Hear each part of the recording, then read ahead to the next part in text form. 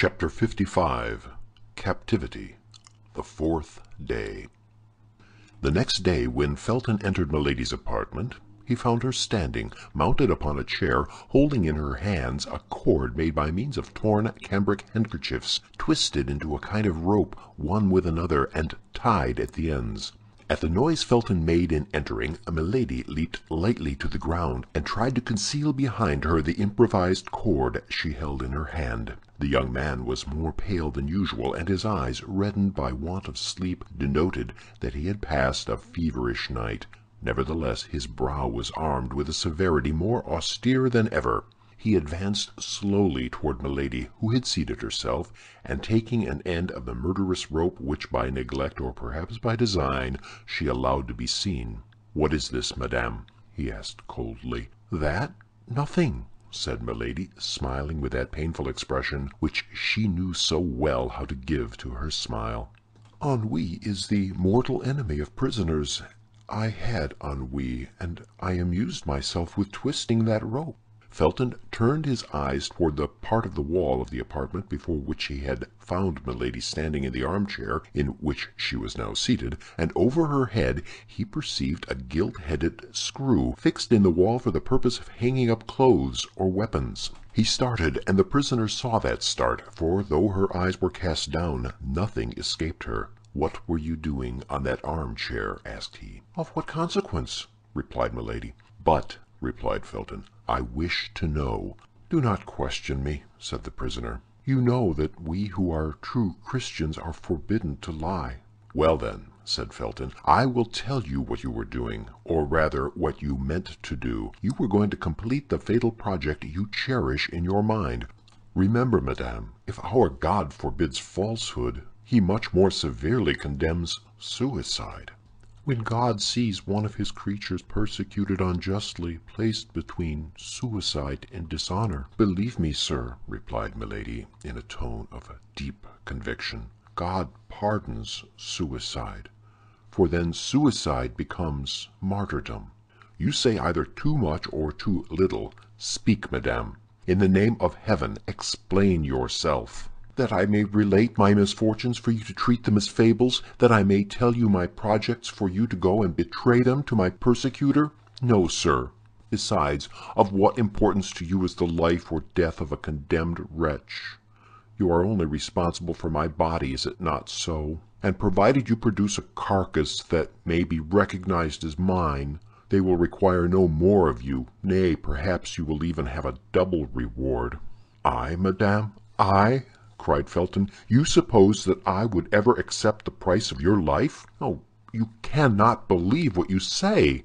"Let me act as I please, Felton, let me act as I please," said Milady, elated. "Every soldier must be ambitious, must he not? You are a lieutenant? Well, you will follow me to the grave with the rank of captain." "What have I, then, done to you," said Felton, much agitated, "that you should load me with such a responsibility before God and before men? In a few days you will be away from this place. Your life, madame, will then no longer be under my care, and," added he with a sigh, "then you can do what you will with it." "So!" cried Milady, as if she could not resist giving utterance to a holy indignation. "You, a pious man, you who are called a just man, you ask but one thing, and that is that you may not be inculpated, annoyed by my death. It is my duty to watch over your life, madame, and I will watch." "But do you understand the mission you are fulfilling? Cruel enough if I am guilty, but what name can you give it? What name will the Lord give it if I am innocent?" "I am a soldier, madame, and fulfill the orders I have received." "Do you believe, then, at the day of the last judgment God will separate blind executioners from iniquitous judges? You are not willing that I should kill my body, and you make yourself the agent of him who would kill my soul." "But I repeat it again to you," replied Felton in great emotion, "no danger threatens you. I will answer for Lord de Winter as for myself. "Dunce!" cried Milady. "Dunce, who dares to answer for another man when the wisest, when the most after God's own heart, hesitate to answer for themselves, and who ranges himself on the side of the strongest and the most fortunate to crush the weakest and the most unfortunate." "Impossible, madame, impossible," murmured Felton, who felt to the bottom of his heart the justness of this argument. "A prisoner, you will not recover your liberty through me. Living, you will not lose your life through me." "Yes," cried Milady, "but I shall lose that which is much dearer to me than life. I shall lose my honor, Felton, and it is you whom I make responsible before God and before men for my shame and my infamy." This time Felton, immovable as he was or appeared to be, could not resist the secret influence which had already taken possession of him. To see this woman so beautiful, fair as the brightest vision, to see her by turns overcome with grief and threatening, to resist at once the ascendancy of grief and beauty, it was too much for a visionary. It was too much for a brain weakened by the ardent dreams of an ecstatic faith. It was too much for a heart furrowed by the love of heaven that burns, by the hatred of men that devours. Milady saw the trouble. She felt by intuition the flame of the opposing passions which burned with the blood in the veins of the young fanatic. As a skillful general, seeing the enemy ready to surrender, marches toward him with a cry of victory, she rose. Beautiful as an antique priestess, inspired like a Christian virgin, her arms extended, her throat uncovered, her hair disheveled, holding with one hand her robe modestly drawn over her breast, her look illumined by that fire which had already created such disorder in the veins of the young Puritan, and went toward him, crying out with a vehement air, in her melodious voice, to which on this occasion she communicated a terrible energy. "Let this victim to Baal be sent, to the lions the martyr be thrown. Thy God shall teach thee to repent. From the abyss he'll give ear to my moan." Felton stood before this strange apparition like one petrified. "Who art thou? Who art thou?" cried he, clasping his hands. "Art thou a messenger from God? Art thou a minister from hell? Art thou an angel or a demon? Callest thou thyself Eloa or Astarte? Do you not know me, Felton? I am neither an angel nor a demon. I am a daughter of earth. I am a sister of thy faith, that is all." "Yes, yes," said Felton, "I doubted, but now I believe." "You believe, and still you are an accomplice of that child of Belial who is called Lord de Winter.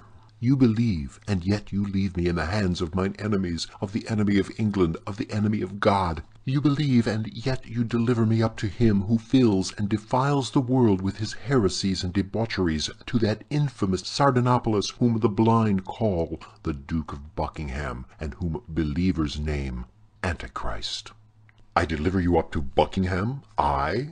What mean you by that?" "They have eyes," cried Milady, "but they see not. Ears have they, but they hear not."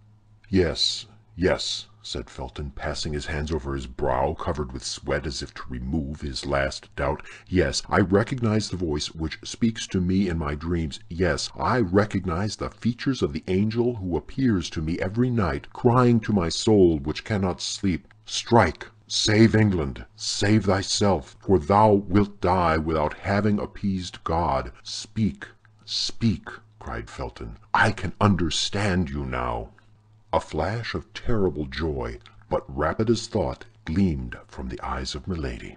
However fugitive this homicide flash, Felton saw it, and started as if its light had revealed the abysses of this woman's heart. He recalled all at once the warnings of Lord de Winter, the seductions of Milady, her first attempts after her arrival. He drew back a step and hung down his head, without, however, ceasing to look at her, as if, fascinated by this strange creature, he could not detach his eyes from her eyes. Milady was not a woman to misunderstand the meaning of this hesitation. Under her apparent emotions, her icy coolness never abandoned her. Before Felton replied, and before she could be forced to resume this conversation, so difficult to be sustained in the same exalted tone, she let her hands fall, And as if the weakness of the woman overpowered the enthusiasm of the inspired fanatic, she said, "But no, it is not for me to be the Judith to deliver Bethulia from this Holofernes. The sword of the Eternal is too heavy for my arm. Allow me, then, to avoid dishonor by death. Let me take refuge in martyrdom. I do not ask you for liberty, as a guilty one would, nor for vengeance, as would a pagan. Let me die, that is all. I supplicate you, I implore you on my knees, let me die, and my last sigh shall be a blessing for my preserver." Hearing that voice so sweet and suppliant, seeing that look so timid and downcast, Felton reproached himself.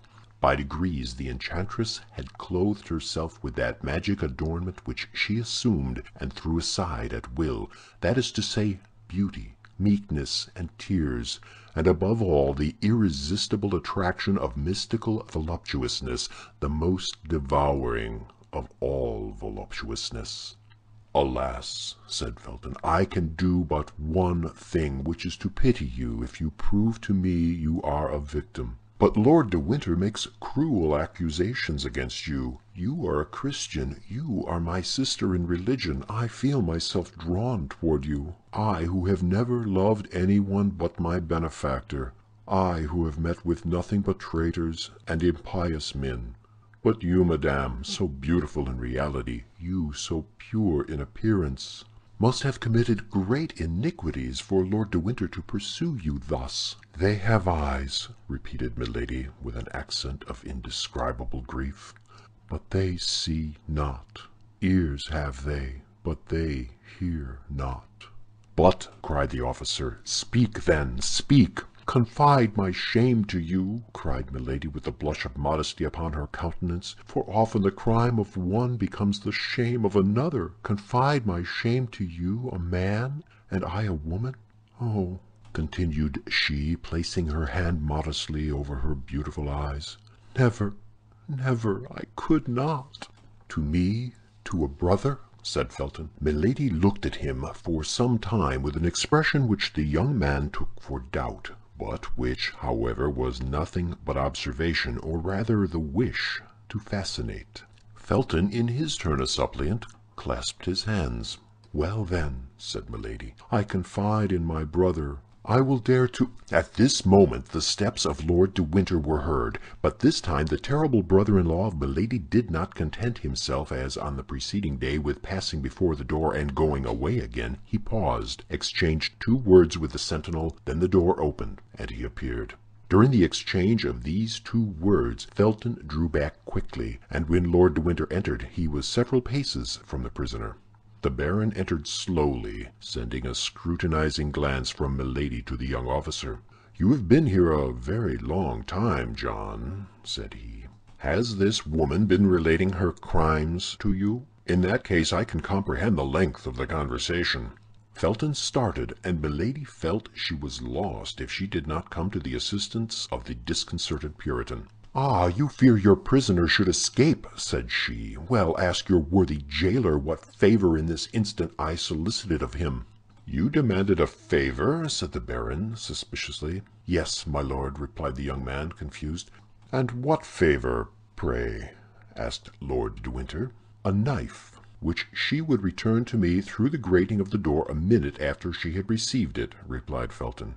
"There is someone, then, concealed here whose throat this amiable lady is desirous of cutting," said de Winter, in an ironical, contemptuous tone. "There is myself," replied Milady. "I have given you the choice between America and Tyburn," replied Lord de Winter.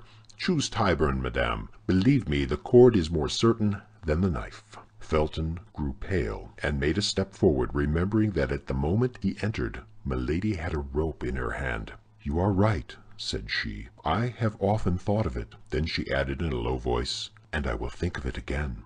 Felton felt a shudder run to the marrow of his bones. Probably Lord de Winter perceived this emotion. "Mistrust yourself, John," said he. "I have placed reliance upon you, my friend. Beware, I have warned you. But be of good courage, my lad. In 3 days we shall be delivered from this creature, and where I shall send her she can harm nobody." "You hear him!" cried Milady with vehemence, so that the Baron might believe she was addressing heaven, and that Felton might understand she was addressing him. Felton lowered his head and reflected. The Baron took the young officer by the arm and turned his head over his shoulder so as not to lose sight of Milady till he was gone out. "Well," said the prisoner when the door was shut, "I am not so far advanced as I believed. De Winter has changed his usual stupidity into a strange prudence. It is the desire of vengeance, and how desire molds a man. As to Felton, he hesitates. Ah, he is not a man like that cursed D'Artagnan. A Puritan only adores virgins, and he adores them by clasping his hands. A Musketeer loves women, and he loves them by clasping his arms around them." Milady waited then with much impatience, for she feared the day would pass away without her seeing Felton again. At last, in an hour after the scene we have just described, she heard someone speaking in a low voice at the door. Presently the door opened, and she perceived Felton. The young man advanced rapidly into the chamber, leaving the door open behind him, and making a sign to Milady to be silent. His face was much agitated. "What do you want with me?" said she. "Listen," replied Felton in a low voice. "I have just sent away the sentinel that I might remain here without anybody knowing it, in order to speak to you without being overheard. The Baron has just related a frightful story to me." Milady assumed her smile of a resigned victim, and shook her head. "Either you are a demon," continued Felton, "or the Baron, my benefactor, my father, is a monster. I have known you 4 days. I have loved him 4 years. I therefore may hesitate between you. Be not alarmed at what I say. I want to be convinced. Tonight, after 12, I will come and see you, and you shall convince me." "No, Felton, no, my brother," said she. "The sacrifice is too great, and I feel what it must cost you. No, I am lost. Do not be lost with me. My death will be much more eloquent than my life, and the silence of the corpse will convince you much better than the words of the prisoner." "Be silent, madame," cried Felton, "and do not speak to me thus. I came to entreat you to promise me upon your honor, to swear to me by what you hold most sacred, that you will make no attempt upon your life." "I will not promise," said Milady, "for no one has more respect for a promise or an oath than I have, and if I make a promise, I must keep it." "Well," said Felton, "only promise till you have seen me again. If, when you have seen me again, you still persist, well then, you shall be free, and I myself will give you the weapon you desire." "Well," said Milady, "for you I will wait." "Swear." "I swear it by our God. Are you satisfied?" "Well," said Felton, "till tonight." And he darted out of the room, shut the door, and waited in the corridor, the soldier's half-pike in his hand, as if he had mounted guard in his place.